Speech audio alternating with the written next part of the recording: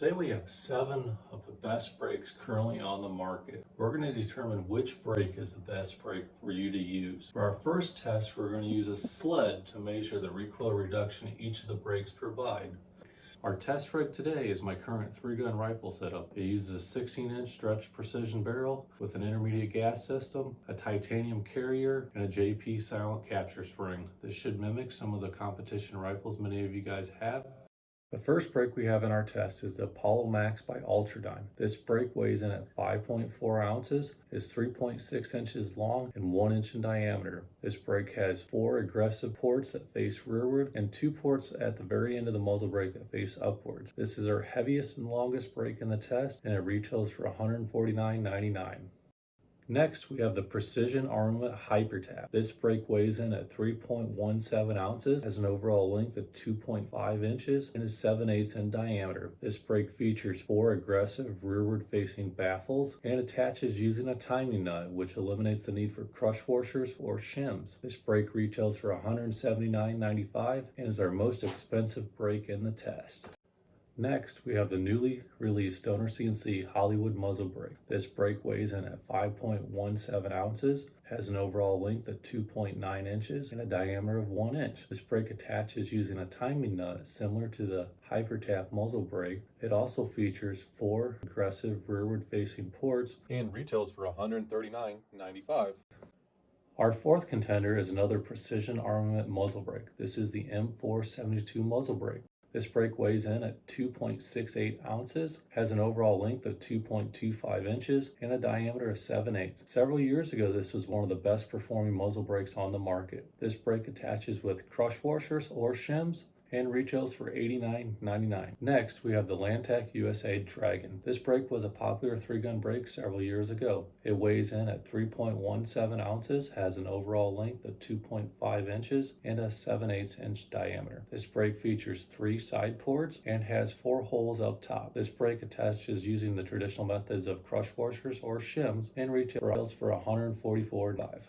Our next brake in the test is the Venom Defense Viper. This brake is made of titanium. It is our smallest and lightest brake in the test. It weighs in at a mere 1.06 ounces. It is 2 inches in length and has a diameter of 1 inch. It features 3 massive side ports and has 4 slots on top to vent gas out the top. It attaches using crush washers or shims. Our last brake in the test is the Coda Fury. This brake is also made of titanium. It weighs 2.26 ounces, has an overall length of 2.57 inches, and a diameter of slightly less than an inch. This brake features 3 side ports. It has 2 holes drilled on the top and a small hole drilled on the right side. This brake attaches using crush washers or shims and retails for $118.95 in the raw finish form or $138.95 with a flame finish. For our baseline test, we fired the gun with no muzzle device on it. The rifle traveled 65 inches on the sled. In 7th place on the straight back recoil test, we have the Venom compensator. This is an older design. It's got 3 ports and it's got massive top ports up top. So we're assuming that the massive top ports up top probably take away some of the recoil reduction and has some effect on pushing the gun down.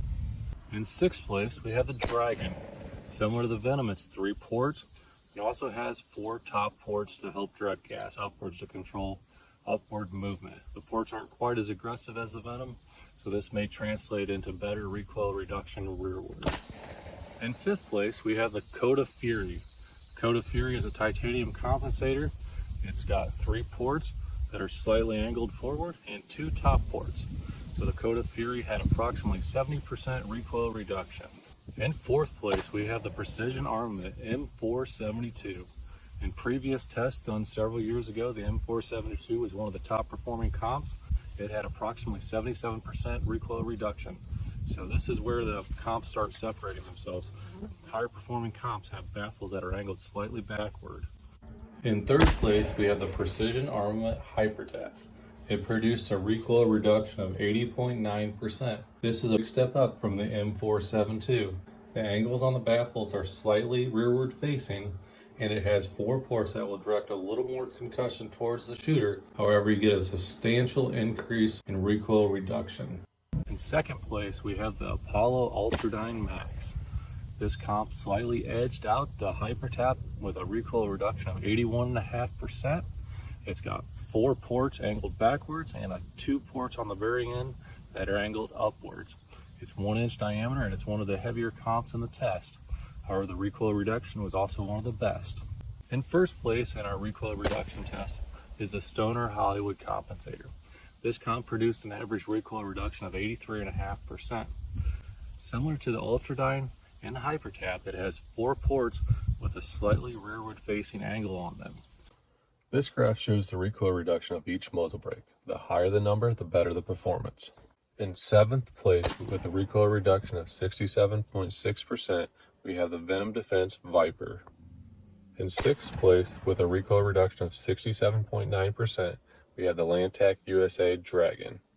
In 5th place with a recoil reduction of 70.1%, we have the Coda Fury. In 4th place with a recoil reduction of 77%, we have the Precision Armament M4-72. In 3rd place with a recoil reduction of 81%, we have the Precision Armament Hypertap. In 2nd place with a recoil reduction of 81.5%, we have the Ultradyne Apollo Max. In 1st place with a recoil reduction of 83.5%, we have the Stoner CNC Hollywood.